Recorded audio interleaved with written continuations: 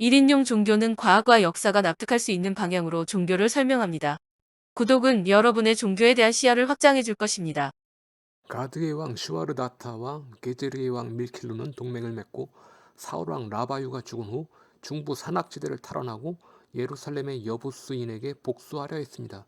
여부스인이며 예루살렘의 왕인 압디헤바와 팔레스타인 영주들과 무슨 원한이 있는지 정확히는 알 수 없습니다만 추측컨대 사울 왕 라바유와 압디헤바는 느슨한 동맹을 맺은 게 아닌가 짐작됩니다. 사울 왕 라바유는 이집트 봉신인 압디헤바를 공격해 이집트의 원한을 살리를 만들지 않고 싶었고, 압디에바는 라바유가 무장 봉기를 일으키면 경쟁 상대인 팔레스타인 영주들을 곤란하게 만들 수 있으니까 우리가 서로 돕지는 않아도 서로 공격하는 일만은 피하자는 느슨한 동맹을 맺은 것으로 추측합니다. 즉 팔레스타인 영주들 입장에서는 무장 봉기를 일으킨 라바유의 배후를 압디에바가 공격하면 쉽게 진압할 수 있는데, 압디에바가 아무 행동도 취하지 않고 라바유의 무장 봉기로 자신들의 영토가 잠식되니까 압디에바를 적으로 간주한 것으로 보입니다.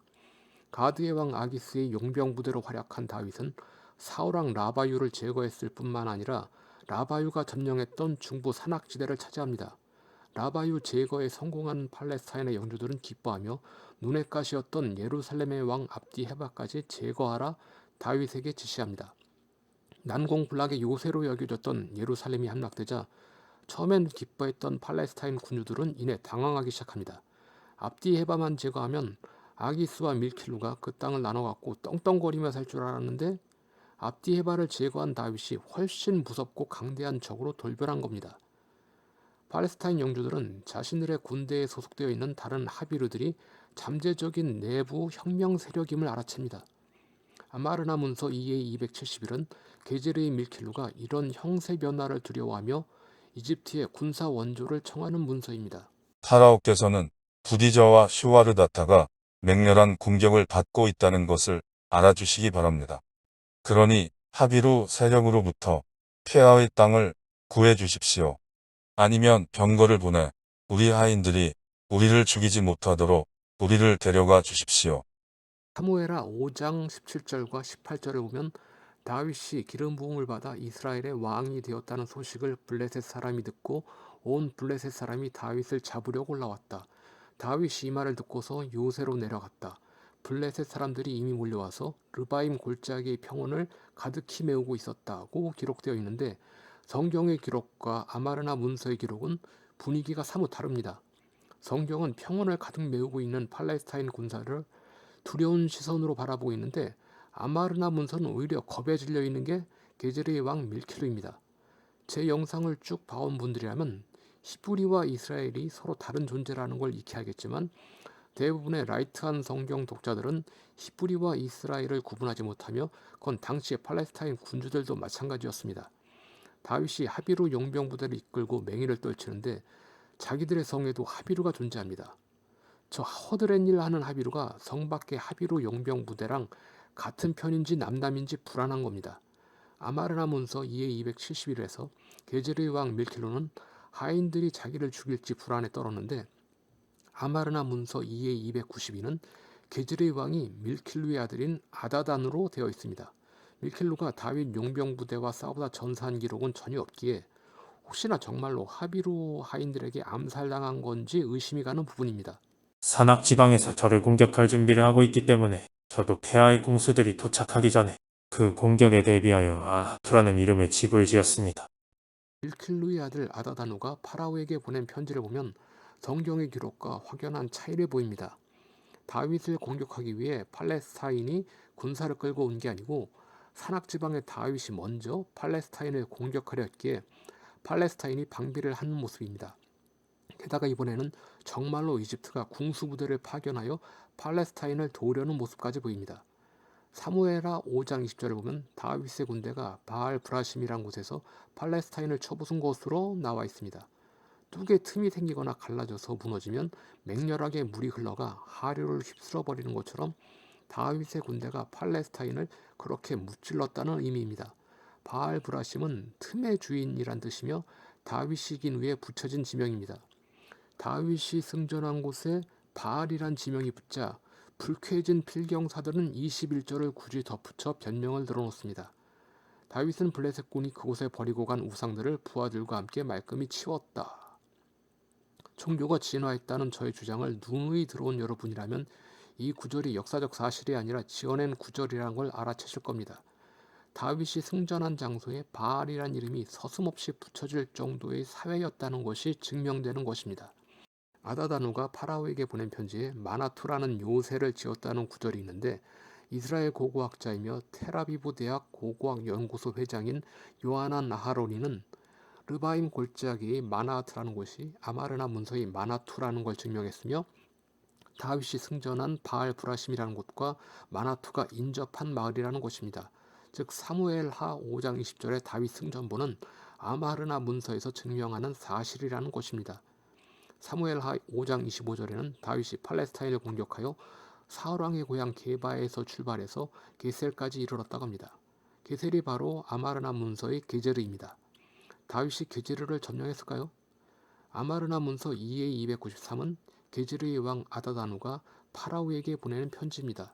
저는 파라오께서 폐하의 종에게 보낸 편지에서 지금 내가 있는 파라오의 땅을 지키라고 분부하신 것을 들었습니다. 저는 밤낮으로 폐하의 땅을 지키고 있습니다. 저는 사울왕 라바유의 영상을 쭉 연재하며 그 당시 강대국이었던 이집트의 영향력을 계속 강조해 왔습니다. 사울왕 라바유가 예루살렘 북부의 산악지대는 해방시켰으면서 왜 예루살렘 및 남부 유다 지방은 건드리지 않았을까요? 이집트와 마찰을 일으키지 않기 위해서입니다.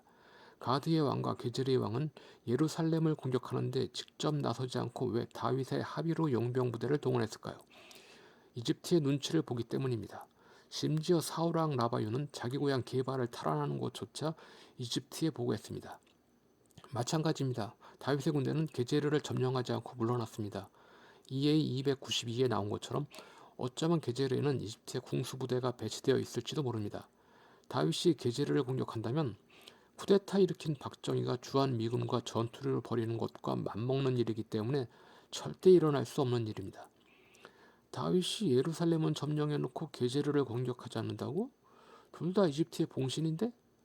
앞선 영상에서 사울왕 라바유가 북부 이스라엘 영토와 중부 산악지대의 자기 영토를 잇기 위해서 이스라엘 골짜기에 집중했다고 설명한 바 있습니다.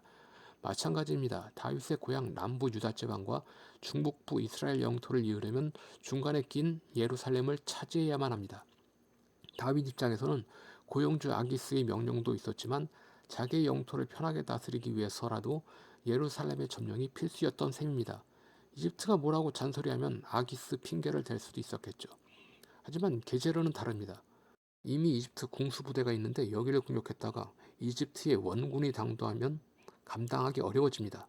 성경 고고학자인 조지 어니스트 라이트는 이렇게 주장했습니다. 이것으로 미루어 보아 다윗은 일부러 게제르를 점령하지 않고 완전히 적에게 둘러싸인 고립 상태로 남겨뒀다고 결론 지을 수 있다.